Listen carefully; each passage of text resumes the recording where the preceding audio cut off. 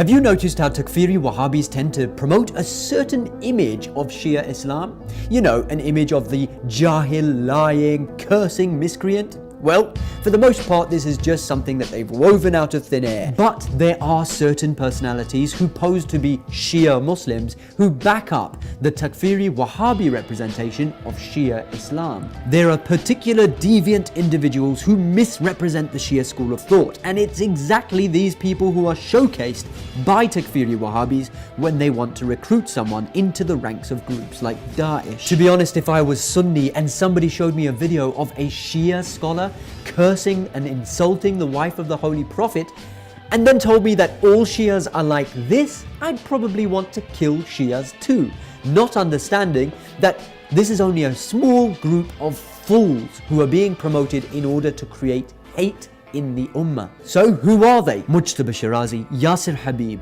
brother or Imam Tawhidi, and Alayari. All of these are linked in some way or the other to someone who we'll mention at the end of the video. For now, let's just call him He Who Must Not Be Named. First of all, Mujtaba Shirazi is the brother of He Who Must Not Be Named. These deviants are very good at looking pious. So you'll see this Bismillahir-Rahmanir-Rahim and think, mashallah, he's so pious. Yeah, well, here he is calling Imam Khomeini a pantheist, a polytheist. الدين كان وحدة الموجود وكان أنذل أنواع الملحدين. These people send their blessings on the Holy Prophet and his progeny and then curse Sayyid Ali Khamenei. اللهم صل على محمد وآل محمد. اللهم لعن الخامنئي. Here he is calling Ayatollah Bahjat an apostate. محمد تقي بهجة أي كان مرتدا فطريا عن ديانة الإسلام. He also refers to Ayatollah Fadlullah as Fadlul Shaitan. مات فضل الشيطان. And then there's Yasir Habib. These guys go open a TV channel in London and start spurting out disgusting things about the companions and the wives of the Holy Prophet. Now, I'm sorry to have to repeat the foul things that these people say in the name of Shia Islam, but we have to reveal them for what they are. Because there are still some Shias and Sunnis out there who are not aware of the chaos that these types of individuals are creating. Yasir Habib refers to Aisha, the mother of the believers, as a promiscuous woman. مدانة من فوق 7 سماوات فاجرة كانت خبيثة كانت سافلة كانت. And that the caliphs were passive homosexuals. عمر بن الخطاب مثلا الذي تسمى بهذا الاسم ورضي به كان لا ريب منكم. And he describes these things in detail. If someone spoke this way about Imam Ali, you'd be angry, right? You'd be infuriated. You'd hate them. Maybe you'd even want to kill them. That's how people are being radicalized and made to join groups like Daesh. That's how ISIS is being created. And just like Daesh, so-called Sunnis, are being funded by the USA, these so-called Shias are being funded, promoted and housed in the UK. That's why Ayatollah Khamenei said, we do not accept those Shias that are supported by London, those Sunnis supported by the US and Israel. We do not consider them as Muslims, meaning we do not consider them Muslims in any way. Here's Yasir Habib praising the Queen of England. بأمر من ملكة بريطانيا الله يعزها ملكة بريطانيا الله يعزها. What an idiot. Unity with the Sunni who prays 5 times a day, believes in the Quran, believes in the Holy Prophet, but may also respect and revere the 3 Caliphs? No way.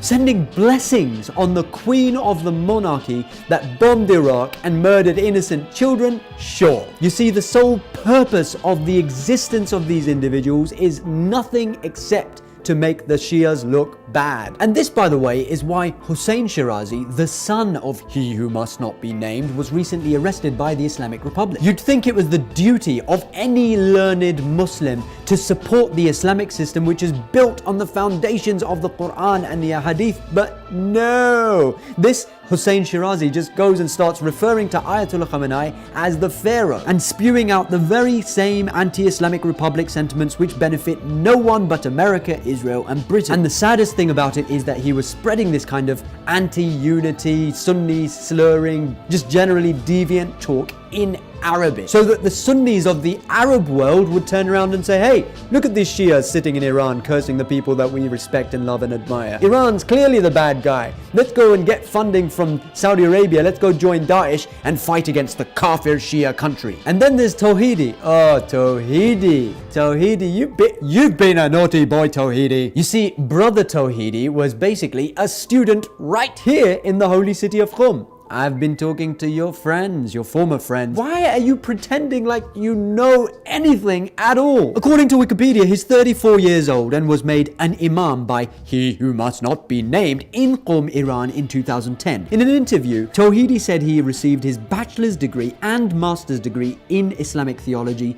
from Al-Mustafa International in Qom. But that's just not true, is it? Because according to Mustafa International, a BA in Islamic studies takes at least 5 to 6 years, but you weren't here that long. Let's see what Mustafa International itself has to say about you. The aforementioned person, i.e. Tawhidi, took part in the preparatory Islamic education course, the preliminary program, and the Persian language learning course from 2009 to 2011. And received the degree of these courses. I know exactly what that is, as do my other fellow Hausa students. It's just the preliminary course where they teach you Farsi and give you an overview of what you will be studying later on in Hausa studies. You didn't even start your bachelor's, but you're going around saying that you've done your master's. Bisharam dige. The letter goes on to state, notwithstanding the fact that he was present for more than 1 year in the seminary, no educational progress had been achieved, and it was thus that he was placed on probation and dropped out in 2012. Hence, the aforementioned person has no educational degree or any given score in his profile, and Al-Mustafa University does not recommend Muhammad Tawhidi for lecturing in any way. You present yourself as someone who has the authority to talk about things that you have no knowledge of. And forget that, Tawhidi, who wasn't even a successful Hausa student, is now a Hausa teacher. MashaAllah. Who goes to his classes? Like, who invites this guy to speak? Where did you get that turban from, Tawhidi? You're certainly not qualified to be talking about Islam, much like others in your social circle, but at least the others are at least a little bit versed in Arabic grammar, you know, at least they have a little bit of knowledge. They're the professional mischief makers. Why don't you just leave it to them, shut up and sit down? But Tawhidi, what did you do to get press coverage? I mean, you must have done something to be accepted so graciously by the mainstream media. What did you do? See, Tawhidi is presenting himself as a figurehead of apologetic Islam, where he basically tries to say, oh, the Takfiri Wahhabis, they're the bad guys, which we all know. We know that Takfiri Wahhabis are the bad guys. But then he goes on to say that I'm a peaceful Muslim and the bad guys are using Sunni books. This here is Sahih al-Bukhari. Ditch it and ban it, and it should be illegal to have this book. He basically bolsters the stereotype of Sunni Muslims all being takfiris. Tawhidi also reckons he knows a terrorist when he sees one.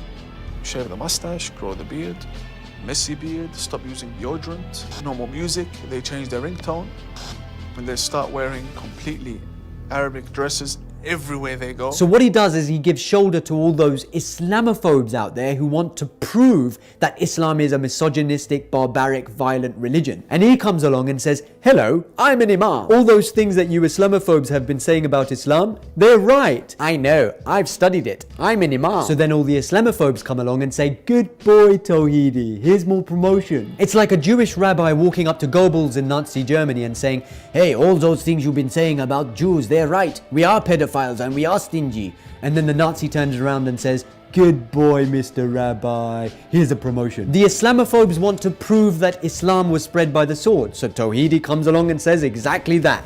How did Islam spread from Saudi Arabia down to Indonesia and Bosnia? All spread by the sword. We had many wars, and for the past 1,400 years we have had a religion of war. And what's worse is that he presents himself as somebody who has studied the texts in detail and therefore has the authority to determine that the texts themselves are the problem. This book is danger. Danger. Nobody should read these books. They brainwash. The mainstream media wants hype. It wants people to be scared. It wants them to think that a terrorist is ready to jump out at them from every corner and that Muslims are taking over, etc., etc. Tawhidi comes along and says, you're right, and you can trust me because I'm a Muslim. I'm not going to be biased. And we see them attacking the police. So we're being infested by radical clerics here in Australia. Yes, clerics and followers as well. And I've said this to many government authorities, and I'd like to show you something. I bought this 2 days ago from a shop within Melbourne. This is Al-Qaeda's flag. These are stickers that are being sold for a few dollars. They have them on their windscreens. They have them everywhere. He presents himself as somebody who has in-depth knowledge and is therefore exposing a Muslim conspiracy. I expose their intentions to create a caliphate within Australia. I am considered a fake because I condemn terrorism. I'm considered a fake because I respect Queen Elizabeth. I'm considered a fake because I reject Sharia law and live by the Australian law. I'm considered a fake because I would die for Australia. I'm considered a fake because I want an Islam that is compatible with the West. You deserve a good spanking, Tawhidi. And then there's Al-Ayyari, operating out of, guess where? San Diego, California this time. I mean, he's just doing the same thing as the others, you know, cursing those figures held dear by the Sunnis, referring to Sunnis as Umaris and Bakris, trying to prove that the Islamic Republic is corrupt. You know, these guys just open up channels and their sole purpose is just to do these things pretty much. I mean, he's just one of them, but he's just not as interesting to talk about. Now, these individuals can be tied in one way or the other to he who must not be named. And who is he? He is none other than Sadiq Shirazi, known by his followers as Grand Ayatollah Sadiq Shirazi. Here's Yasir Habib professing how he follows Sadiq Shirazi. Our great scholar Ayatollah Sayyid Sadiq Shirazi said clearly it is mustahab. And here's Brother Tawhidi saying how he follows him. And here he is kissing his feet or something.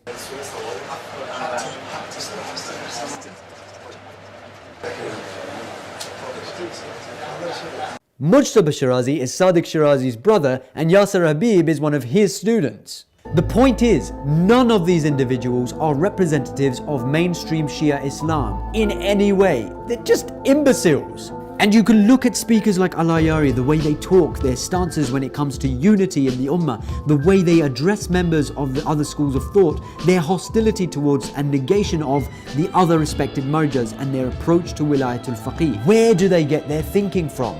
Sadiq Shirazi. Some people might come forward and say, hey, you can't say that. He's a marja. To be a marja, you need knowledge. But brothers and sisters, there is a difference between having knowledge and being on the right path. One can be on the right path without having that much knowledge and he'll still earn his way to heaven. But one can have all the knowledge in the world, but if he's not on the right path, he's going to hell. The shaitan probably has a lot of knowledge. Think about it. If I was the shaitan and I wanted to mislead people, I'd probably become a marja, because that's the perfect way to mislead people from the true path of Islam. One might turn around and ask, well, what gives you the right to judge whether Sadiq Shirazi is on the right path or not? And it's a valid question. Rest assured, it's not just me. Before presenting this information to you, our research team, including myself, reached out to senior teachers and scholars of the Hawza of the holy city of Qom. And after arriving at a state of yaqeen, of absolute certainty, are we coming now and presenting this information to you, that yes, there is a corrupt marja' in our midst. And brothers and sisters, this is not something that's unprecedented. Look at the history of Islam. Many of the elites throughout history have either gotten confused or they actually sold out to the enemies of Islam and derailed from the right path. It happens. And yes, this might be a little bit much for viewers to digest in one gulp, but don't you think it's time we woke up and realized that the zuhur of Imam Mahdi is truly close and that we are really living in that era of fitna and confusion? In this era, the right path will be very difficult to find. In today's world, which is the path of the Holy Prophet Muhammad and which is the path of his enemies of Abu Jahl? Which is the path of Imam Ali and which is the path of the Khawarij? Which is the path of Imam Hassan? Which is the path of Muawiyah? Which is the path of Hussein and which is the path of Yazid? In today's world, which is the path of Imam Mahdi? The path of equity, of tolerance, the path of balance and dignity, the path of brotherhood and of resistance against the enemies of Islam. It is the true logical path which Ayatollah Khamenei is leading the people on. He said, "We are proud of being a follower of the members of the Prophet's household, of Shiaism, and of the leadership of the Commander of the Faithful and his direct rule as the Caliph. But this is not something to be proven on streets. Rather, such things have to be proven in a discussion with the elites and those who are experts in the field. What is more, these discussions have to be done in a logical manner. Slandering, fault-finding, using bad language, and trying to settle issues by swords is a kind of help to the enemies of Islam who oppose both Shia and Sunni." That's why Ayatollah Khamenei passed a fatwa making it haram, forbidden, to insult or abuse the wife of the Holy Prophet or his companion. The other respected marjas have similar views. Ayatollah Sistani, for example, when he says, "Don't think of Sunnis as your brothers. They're not your brothers. They are yourselves." Ayatollah Makarem similarly says, "Without any doubt, the differences which do exist among the Muslim schools are not so many that they would prevent the various groups from working together in regards to their common interests." Ayatollah Behjat also said, "One who does not seek the unity of Muslims is not a Muslim. Our infallibles, peace be upon them, used to participate in their, i.e. the Sunnis, congregational prayers for the sake of unity of Muslims." Similarly, Imam Khomeini, when he says that we Muslims are bickering about whether to fold our arms in prayer or not, while the enemy is plotting how to cut our arms off. This is the true path of Islam, the path of reason, which most of the marja'een are on, the path of tolerance, the path of understanding. I mean, doesn't that just make sense? I mean, isn't that just obvious? Apparently not, because when somebody approached Sadiq Shirazi and basically said to him, "Look, I want to know if you have a similar fatwa because one of my friends claims to be one of your followers," and he basically just attacks anyone who he meets who doesn't share the same point of view, Sadiq Shirazi replied with, "Islamic unity is a political scam, and that Islamic unity is only valid if all Muslims embrace the faith of Ahlul Bayt." A political scam? I mean, does that make sense? If you meet a Sunni, make sure you tell him that he's a misguided loser and make sure you curse the caliphs. I mean, that doesn't make sense. Ayatollah Khamenei promotes Unity Week, a week for Muslims to join hands and show their mutual respect. These guys do the opposite and start promoting something called the Week of Day of Bara'ah, where they just sit mindlessly cursing those of other schools of thought. I mean, what the heck? And then Ayatollah Khamenei bans Tatbir, this whole bloodletting thing where they just get blades and they start cutting themselves. You type in Shia Muslim or Shia Islam on Google, see what comes up. These bloodletting rituals are clearly giving Islam a bad name and a bad image. Ayatollah Khamenei categorically forbids it. It's just another one of those things for the enemy to wave in the faces of others to say, "Hey, here, look, this is Shia Islam," when the vast majority of Shia Muslims have never done such a thing in their lives. Ayatollah Khamenei comes and says that he's disappointed with anyone who practices Tatbir. Sadiq Shirazi comes along and says it's mustahab, it's recommended, and anyone who tries to go against it is basically a Jahannami, which means they're going to hell. چرا یا آقایونی وحشت دارن از خونریزی در راه امامت؟ برای این شبهات جهنمی نشن. Where's the logic? I just want to see some logic here. Where is the logic? Since when was cutting ourselves a part of Islam? Which Imam, which Prophet practiced it? Who? When? The answer is none, never, zilch. None of our Imams, none of our Prophets ever did it. The most maybe you could say about it is that it's mubah. Where does mustahab come from? On the seerah of which Imam and which Prophet are we saying that this is mustahab? So when they say, look at these Shias, all they do is cut themselves, all they do is slander and curse the wives and the companions of the Holy Prophet, it's being promoted by these individuals, the Shirazi gang. The names we've mentioned so far are just examples. There are others who have gained popularity, position and wealth off the back of the religion while pretty much having the same sectarian stance as these deviant individuals. Take Ammar Nakshwani for example. Around 5 years ago, I loved and defended him myself. That was when he condemned speakers like Yasir Habib and established himself as a voice of reason and unity. And may Allah lengthen the life of Sayyid Ali Sistani and Sayyid Ali al-Khamenei for their stand when they stood against members of their own religion who on YouTube curse the personalities of other schools in Islam. Imam Zayn al-Abidin in Sham says the second aim of a majlis is what? Is to bring reform and unity in the ummah, not to break the ummah. On YouTube today, you'll find people dressed like clerics on YouTube, hiding in a house somewhere in London where nobody can see them. They'll sit there and they'll send curses on personalities revered by others in Islam. I may disagree with those personalities. It doesn't mean I talk offensively about them. Why, someone says?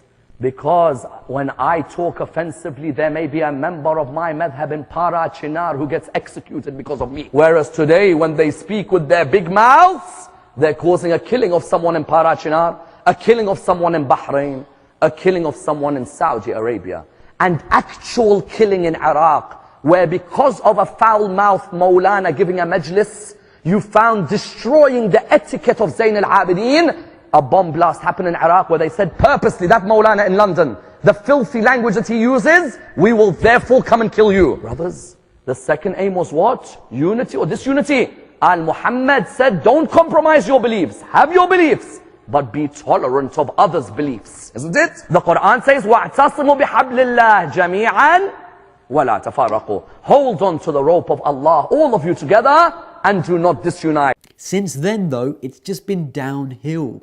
And they were now the henchmen for the first Khalifa, Gaddafi or Saddam, for example. If they have someone who doesn't pledge allegiance to them, we used to all speak out against them, didn't we? All of us used to say, these dictators of Islam. Why then a rule for Saddam and Gaddafi and not a rule for the terrorist government at the beginning of the religion of Islam? Yes? I may disagree with those personalities. It doesn't mean I talk offensively about them. Anyone who doesn't pay their zakat to Abu Bakr, what happens? Khalid ibn al-Walid and his beheading machine start going around. You tell me the root of terrorism is Ibn Taymiyyah? No, not Ibn Taymiyyah. Ibn Qayyim al-Jawziyah? Not even Ibn Qayyim al-Jawziyah. Muhammad bin Abdul Wahhab? Not even Muhammad bin Abdul Wahhab. The root of terrorism is the terrorists on the first day that Rasulullah died. Or if any thug, if any Stalin, Mao Zedong, Mussolini, Hitler, straight away the world would be in uproar and they would call them radicalists. Do you agree? When Abu Bakr sends a group of henchmen, ISIS, when they burned that munafiq, where do you think ISIS got the permission to burn that munafiq? The permission that came was what? The permission that came was because Abu Bakr ordered that those hypocrites who go against him are burnt. Because when I talk offensively, there may be a member of my madhab in Para Chinar who gets executed because of me. Someone who is a terrorist is someone who does not mind coming to your house and threatening to burn you in the house. Yes? When Umar ibn al-Khattab makes it clear, let's burn the house of Fatima. While Tawhidi, Yasir Habib and the others have a certain stance and they talk directly, Ammar's stance has become the very same as these, except he attempts to present it in a much more academic and structured manner through articulate speeches. But the stance is the same. Here he is sitting with Sadiq Shirazi. Sayyid Sadiq al-Shirazi, may Allah lengthen his life. And here he is with Imam Tawhidi. Recently he's been attempting to dilute the system of Wilayat al-Faqih by designating it as merely a political theory. The theory of Wilayat al-Faqih, but it's a theory. What is it? Theory. Let's repeat again. What is it? Theory. Where did he get that from? Who else refers to Wilayatul Faqih as a political theory? Ah yes, Sadiq Shirazi. Brother Tawhidi slurs the hadith books of the Sunnis on TV. Ammar does it from the pulpit. He'd say that Bukhari said this, Muslim said this, Bukhari said this, Muslim said this. You say, okay, Maulana. When it comes to Palestine, Ammar perpetuates this idea that somehow the oppressed Palestinian nation does not deserve our support because they're Nasibis. And do you know where most of these people who are fighting for ISIS, you know where they're coming from, most of them? What's country number one? Palestine. After I went on demonstrations for you, you behead my people. Saudi Arabian, Tunisia, Algeria, Sudan, Chechnya, Bosnia. Bottom line, Ahlus Sunnah. And bolsters this whole stereotype of them being those who hate Shia, therefore we shouldn't support them. Presenting himself as a kind of peacemaker, he goes to Pakistan and publicly takes a stance against the open and clear stance of Ayatollah Khamenei when it comes to the revolutionary slogans of death to America and death to Israel and death to UK. Because some of the khutbah language that is coming from our mosques is also negative as well. For example, Iran says death to America, death to Israel, death to UK. That language Iran will say, we don't mean the people, we mean the government. But why are we using words like death to? First of all, why is Ammar defending America? And why is he opposing a clear position of Ayatollah Khamenei? و این را بدانید که این شعار شما، مرگ بر آمریکای شما، این فریادی که ملت ایران میکشن، این دارای یک پشتوانه و عقبه منطقی و قوی است، دارای پشتوانه عقلانی است. امام اگر امروز بود، همون فریاد ابراهیمی، همون فریاد بتشکن را امروز هم میزد، همون فریادی که ملت رو بیدار کرد و به انقلاب رسوند.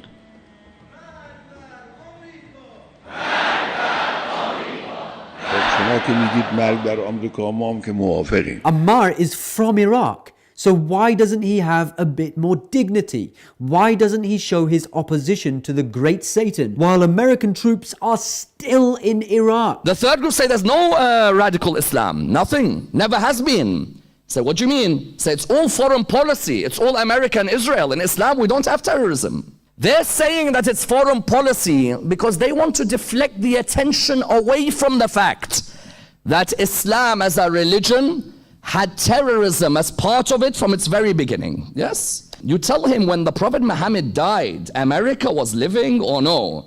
America was still a creation that was not worth mentioning when the Prophet Muhammad died. Do you agree? The people we are fighting today, we funded 20 years ago. And it was President Reagan in partnership with the Congress, led by Democrats, who said, you know what, sounds like a pretty good idea.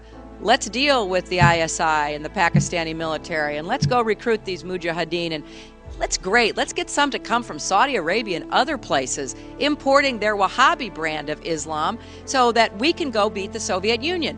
Why is he defending America? Perhaps it has something to do with his affiliations. For instance, Naqshbandi serves as the special representative to the United Nations for the Universal Muslim Association of America, UMA, which is an American-based Shia organization. Stephen Schwartz, one of the Zionists behind UMA, writes in his article that UMA's first ever conference was held in Washington, D.C., and the first ever keynote speaker was the US Deputy Defense Secretary Paul Wolfowitz. Not sure how many of us know Wolfowitz. This guy was the architect and mastermind behind the Iraq War. And the world now knows how they went into Iraq on a false pretext and killed millions of people, and the sufferings of Iraqis can still be seen today. UMA was created just before the Iraq War, and after their inception, the first thing they did was to provide Bush an immediate and unconditional support in the Iraq War. It doesn't matter where you live, to say that you hate Daesh but you don't hate those who funded, created and supported Daesh is just hypocrisy. That's why we say death to America. You can't claim to hate the Saudi regime for their building toilets over the house of Khadija, the beloved wife of the Holy Prophet, for their destruction of Jannatul Baqi. You just can't claim to hate the Saudis and not hate those who created them and are supporting them even today, i.e. Britain and America. That's like hating the fruit but loving the tree. It's hypocrisy.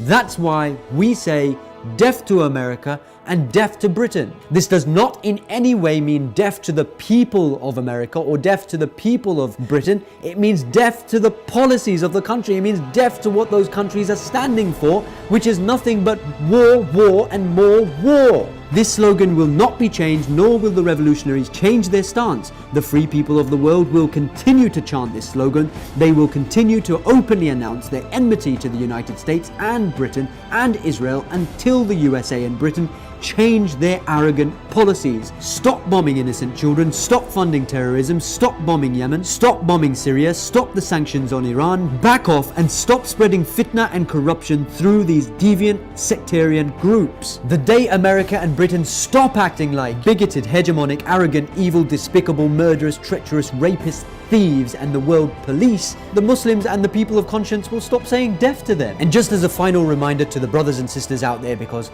I know that these things can be very confusing sometimes, remember the words of Sayyid Hassan Nasrallah. He reminded the students of the hadith where the Holy Prophet was asked, what should I do in a time of confusion? And the Holy Prophet told him that if you see all of the people going into one valley and you see Ali going into the other valley, you go into that valley. So Sayyid Hassan Nasrallah said that if you see all of the ulama and all of the marjas going in one valley and you see Sayyid Ali Khamenei going in another valley, you go into that valley. Our path is the path of resistance. That's what we're going to do.